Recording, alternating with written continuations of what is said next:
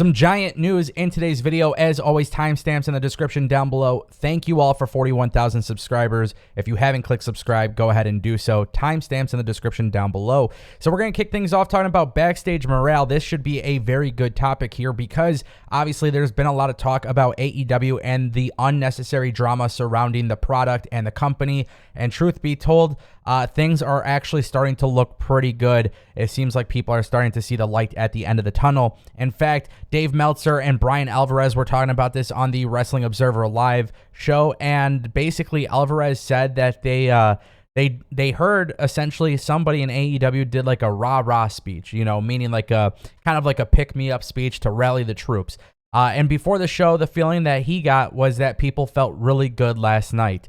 They felt united. This is behind them in a lot of ways. Whatever happens, people feel, and he didn't really know how to explain it, but people feel like, you know, the situation is behind them. It's not a good feeling because obviously what happened was bad, but for the most part, people are ready to move forward in this company. And obviously that is really good news for AEW, more specifically, really good news for Tony Khan, Tony Schiavone, John Moxley, Bryan Danielson, Chris Jericho. Those individuals seem to be the ones who are reportedly the ones trying to really get this company going forward in the right direction, try to steer away from this negativity. So I think it's a good thing that everybody here is feeling united, feeling ready to go. If you watched AEW Dynamite, you saw a lot of passion coming from promos, Jericho, John Moxley, Wardlow. It almost seemed like they were taking shots at the guys responsible for all of this negative press. Now, with that being said, I do want to make it very clear in this video, we still don't know the final determinations of the suspensions and firings. There is a lot of belief on what can happen, but until something's official, we're not going to talk about that anymore. Going forward, the focus is on good quality TV. I think that is exciting for AEW. Backstage morale is good despite everything, and I think Tony Khan needs to make the right decision so it never happens again. Speaking of things that might not happen ever again, Dalton Castle back in AEW.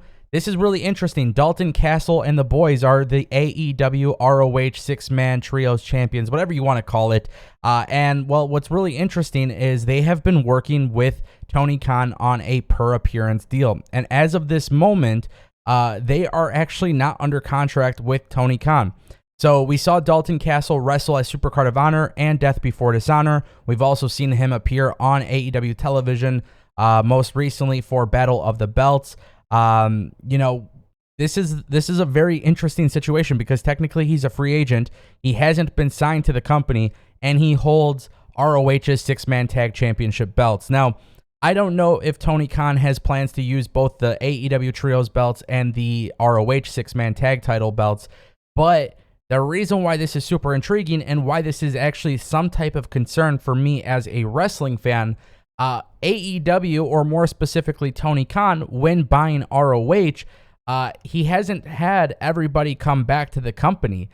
We still don't know about the roster, and we don't know exactly what's finalized in terms of the plan. So guys holding championship belts right now, it's very much kind of like a thing that's just like a placeholder, really, is the best way to describe it. So Dalton Castle is technically not signed to the company. Dalton Castle is holding one of those championship belts, and there is no talks of whether or not he is going to re-sign with the company. Obviously, the reason why this is incredibly important to discuss is because Triple H and WWE reportedly had interest in Dalton Castle back a few years ago when he was a free agent. So I don't know if Tony Khan was fully aware of the fact that Dalton Castle actually held a championship belt in his company while also becoming a free agent. But as of right now, there is no clarification on whether or not he is signing, whether he is interested in signing, whatever the case may be. Now, I also want to bring up a very valuable point here because Dalton Castle not re-signing just yet, he isn't the only person. And this leads us to MJF. There is a lot of talk about MJF and where he stands within the company. Obviously, we saw him return to AEW television. He dropped another pipe bomb. He just keeps going off on the mic. The bidding war of 2024. And people really don't understand what is happening here. So I'm here to give you guys the update because there is this belief that MJF seriously has not re-signed with AEW. A lot of times people were talking about whether it's a work, is it shoot, what is actually the situation in regards to MJF. And basically what it looks like is everything was real, but obviously business, money. There's a lot of things that can be done here. Tony Khan, MJF, working it out, bringing him back. There is not a belief that MJF has actually re-signed with the company. There is not this belief that MJF was actually given more money. It's very hard to decipher exactly what has happened here, but we do know that MJF's contract was possibly going to be frozen for sitting out unexcused. There was also this belief that MJF very well was going to have a situation where maybe his contract would have been extended due to the contract being frozen, very similar to what WWE has done in the past with other wrestlers. So really what this comes down to is MJF's been found in a situation where he is back to work, and I think he realizes that right now there's two benefits for him to be on TV. One, whether or not he genuinely plans to sign with WWE or with AEW, he knows he is increasing his value every single minute he's on TV. It's a very special situation for him because he has the freedom to go out there, talk about WWE, Triple H, and everything.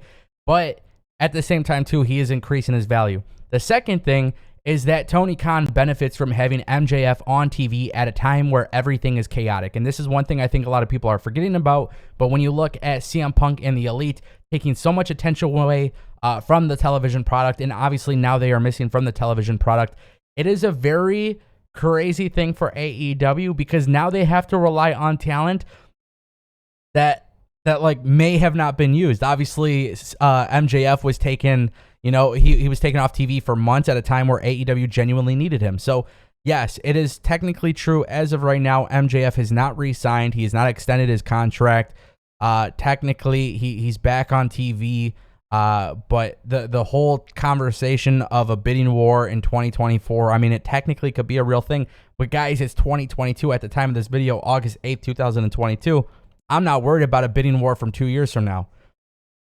Just being honest, I'm not. And I think that's really important to mention. And I think it's important to see 2022 has been an incredibly big year for wrestling.